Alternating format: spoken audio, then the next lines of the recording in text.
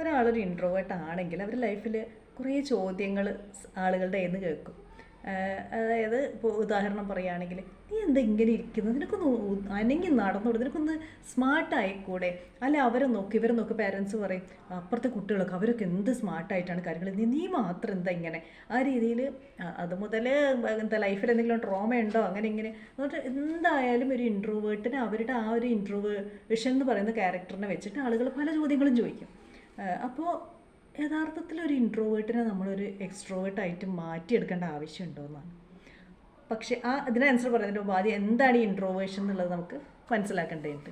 ഇപ്പോൾ ഒരു ഇൻട്രോവേഷൻ എന്ന് പറഞ്ഞു കഴിഞ്ഞാൽ അത് ഇപ്പോൾ ചില ആളുകളുടെ വിചാരം അവർ നാണം കുണികളായതുകൊണ്ടാണ്, അല്ലെങ്കിൽ അവർക്ക് എന്തോ അപകർഷതാബോധം ഉള്ളതുകൊണ്ടാണ്, അതല്ലെങ്കിൽ അവർക്ക് സോഷ്യൽ ആങ്സൈറ്റി ഉണ്ട്.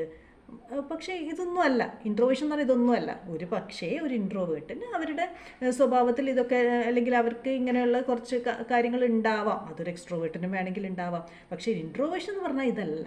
ബേസിക് ആയിട്ടുള്ള ഡിഫറൻസ് എന്താണെന്ന് വെച്ചാൽ, ഒരു ഇൻട്രോവേർട്ട് അവർക്ക് എനർജി കിട്ടുന്നത് അവർ കുറച്ച് സമയം ഒറ്റയ്ക്കിരിക്കുമ്പോഴാണ്. ആ ഒരു ഏകാന്തതയിൽ നിന്നാണ് അവർ റീചാർജ് ആവുന്നതെന്ന് നമുക്ക് വേണമെങ്കിൽ പറയാം. നമുക്കറിയാം ഒരു എക്സ്ട്രോവേർട്ട് എങ്ങനെയാണ് റീചാർജ് ആവുന്നത്. ഒരു എക്സ്ട്രോവേർട്ട് എനർജി കിട്ടുന്നത് മറ്റുള്ള ആളുകളുടെ കൂടെ ചേർന്ന് ഒന്ന് സോഷ്യലൈസ് ചെയ്ത് വരുമ്പോഴാണ് അവർക്ക് എനർജി കിട്ടുന്നത്. അവിടെയാണ് ഡിഫറൻസ്. അപ്പോൾ പക്ഷേ നമ്മുടെ സൊസൈറ്റിയിലെ ആളുകൾ എപ്പോഴും ഇൻട്രോവേർട്സിനെ ഇങ്ങനെ പുഷ് ചെയ്യും ഒരു എക്സ്ട്രോവേർട്ട് ആവാൻ വേണ്ടിയിട്ട്, അല്ലെങ്കിൽ അവരുടെ ക്യാരക്ടർ ചേഞ്ച് ചെയ്യാൻ വേണ്ടിയിട്ട്. അതെന്തുകൊണ്ടാണ്? അതിന് റീസൺ ഉണ്ട്. കാരണം എന്താണെന്ന് വെച്ചാൽ, ഇപ്പോൾ ഒരു ഇൻട്രോവേർട്ട് ആയിട്ടുള്ള ഒരാൾ, ഇപ്പോൾ ഒരു എക്സാമ്പിൾ ഉണ്ട്. ഇപ്പോൾ ഒരു ചെറിയ കുട്ടിയായിരിക്കുമ്പോൾ ഒരു സ്കൂൾ ഒരു സിനാരിയോയിൽ ഇപ്പോൾ ടീച്ചർ ഒരു ക്വസ്റ്റ്യൻ ചോദിക്കുന്നു, ആരായിരിക്കും ആദ്യം കൈപൊക്കുക? എക്സ്ട്രോവേർട്ട് ആയിരിക്കും. ഇൻട്രോവേർട്ടിന് ആൻസർ അറിയാമെങ്കിലും അവർ കൈപൊക്കാൻ ഒരു മടിയുണ്ടാവും. അപ്പോൾ അവിടെ ആരെയാണ് സ്മാർട്ടായിട്ട് കാണുന്നത്? എക്സ്ട്രോവേർട്ടിനെ. അതുപോലെ ഇപ്പോൾ ടീച്ചർ പറയാണ്, ആരാണിത് വന്ന് ക്ലാസ്സിൻ്റെ ഫ്രണ്ടിൽ വന്ന് എക്സ്പ്ലെയിൻ ചെയ്യുക? ഉടനെ എക്സ്ട്രോവേർട്ട് റെഡി, ഞാൻ വരാമെന്ന് പറയും. അപ്പോൾ അവിടെയും ഇൻട്രോവേർട്ടിന് അവിടെ മീൻസ് മറ്റവർ കഴിവുള്ളവരായിട്ടും ലീഡർഷിപ്പ് ക്വാളിറ്റി ഉള്ളവരായിട്ടും ഒക്കെ, ഇപ്പോൾ ഓഫീസ് സിറ്റുവേഷൻ ആണെങ്കിൽ പോലും, ഇപ്പോൾ ഒരു മീറ്റിങ്ങിൻ്റെ ഇടയിൽ അവരുടെ അഭിപ്രായങ്ങൾ പെട്ടെന്ന് തന്നെ തുറന്ന് പറയാനൊക്കെ കഴിയ ഒരു എക്സ്ട്രോവേർട്ടിനാണ്. ഇൻട്രോവേർട്ടിന് ഇപ്പോൾ ഒരു പ്രോബ്ലം ഉണ്ട്, അതിൻ്റെ സൊല്യൂഷൻ അവർക്ക് അറിയാമെങ്കിലും അവർക്കത് പെട്ടെന്ന് തുറന്നു പറയാനുള്ളൊരു ബുദ്ധിമുട്ട് വരും. അപ്പോൾ അവിടെ കഴിവുണ്ടെന്ന് ആളുകൾ സ്വാഭാവികമായിട്ട് വിചാരിക്കുന്നത് ഒരു എക്സ്ട്രോവേർട്ടിനെ തന്നെയാണ്. അപ്പോൾ അതുകൊണ്ട് തന്നെയാണ് ഒരു ഇൻട്രോവേർട്ടിൻ്റെ മേലെ ഒരു എക്സ്ട്രോവേർട്ട് ആവാനുള്ള ഒരു പ്രഷർ ഇടക്കിടക്ക് വരുന്നത്. അപ്പോൾ എന്ന് വെച്ചിട്ട് ഇൻട്രോവേർട്ട് എക്സ്ട്രോവേർട്ട് ആവണം? അതിൻ്റെ ആവശ്യമില്ല എന്ന് പറയാനുള്ള കാരണം എന്താണെന്ന് വെച്ചാൽ, ഇപ്പോൾ നമുക്കറിയാം വളരെ ഫേമസ് ആയിട്ടുള്ള ഇപ്പം ആൽബർട്ട് ഐൻസ്റ്റൈൻ, ആൾ ഇൻട്രോവേർട്ടാണ്. JK റൗളിങ് അല്ലെങ്കിൽ ബിൽ ഗേറ്റ്സ്, ഇവരൊക്കെ ഇൻട്രോവേർട്ട്സ് ആയിട്ടുള്ള ആളുകളാണ്. അപ്പോൾ അവർ ആ ഇൻട്രോവേർട്ട്സിനുള്ള ചില ക്വാളിറ്റീസ് ഉണ്ട്. അതായത് ഒരു കാര്യത്തിൽ വളരെ ഡീപ്പായിട്ട് കോൺസെൻട്രേറ്റ് ചെയ്ത് ഒരു ഡീറ്റെയിൽ ആയിട്ട് കാര്യങ്ങളിൽ ഉള്ളിലേക്ക് പോകാനുള്ളൊരു എബിലിറ്റി. അതുപോലെ ഒരു കാര്യത്തിനെ പറ്റി ചിന്തിച്ച് അതിൻ്റെ പല വശങ്ങളും വിലയിരുത്തി അതിന് നല്ലൊരു പെർഫെക്റ്റ് സൊല്യൂഷനിലേക്ക് എത്താനുള്ള ഒരു കഴിവ് ഇത് എക്സ്ട്രോവേർട്സിന് ഉണ്ടാവും. പക്ഷേ ഇൻട്രോവേർട്സിന് വെൻ കമ്പയർഡ് ടു എക്സ്ട്രോവേർട്സ് കുറച്ച് കൂടുതലായിരിക്കും. അപ്പോൾ അതിൻ്റെ അർത്ഥം ഇപ്പോൾ ഇൻട്രോവേർട്സ് അവർ എന്നാൽ പിന്നെ ഞങ്ങൾ ഇങ്ങനെ തന്നെ ഇരുന്നാൽ മതി എന്നല്ല.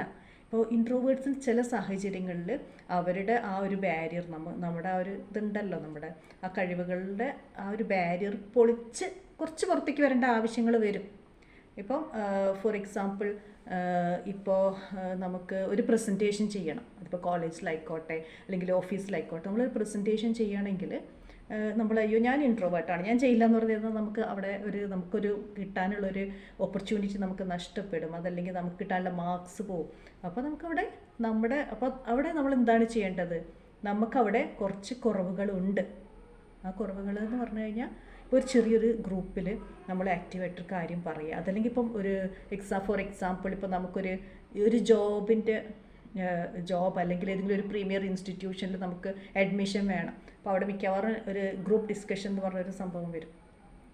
ഗ്രൂപ്പ് ഡിസ്കഷൻ വരുമ്പോൾ അവിടെ ഞാൻ ഇൻട്രോവേർട്ടാണ്, എനിക്ക് പറയാൻ പറ്റില്ല, നിങ്ങളൊക്കെ ചെയ്തോളൂ, അങ്ങനെ പറഞ്ഞിരുന്നാൽ നമുക്ക് ശരിയാവില്ല.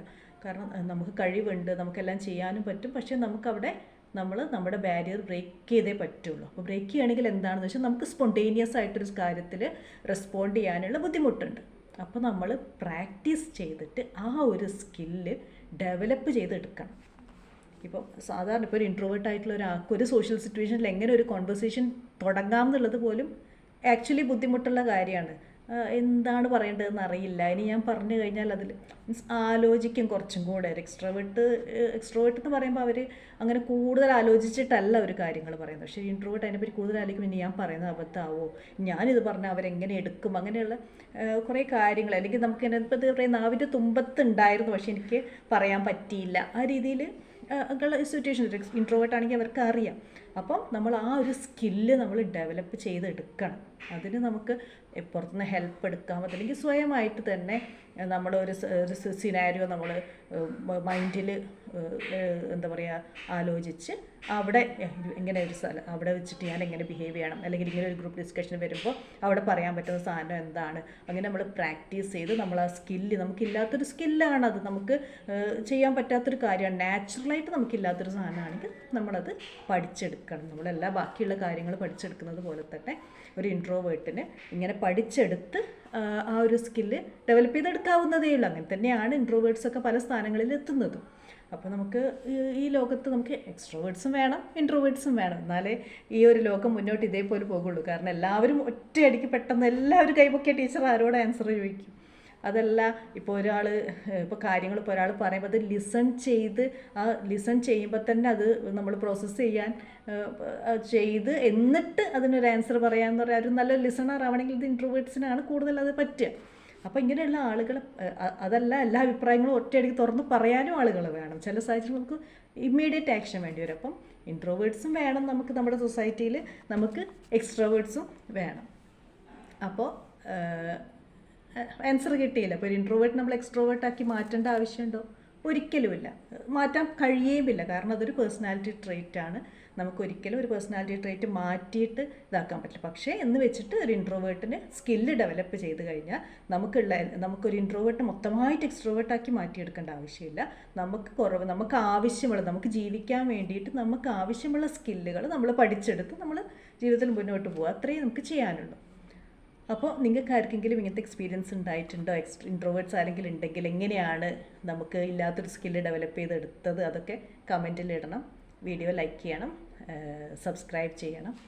അപ്പോൾ ഇങ്ങനത്തെ കൂടുതൽ വീഡിയോസിന് വേണ്ടിയിട്ട് വെയിറ്റ് ചെയ്യാം.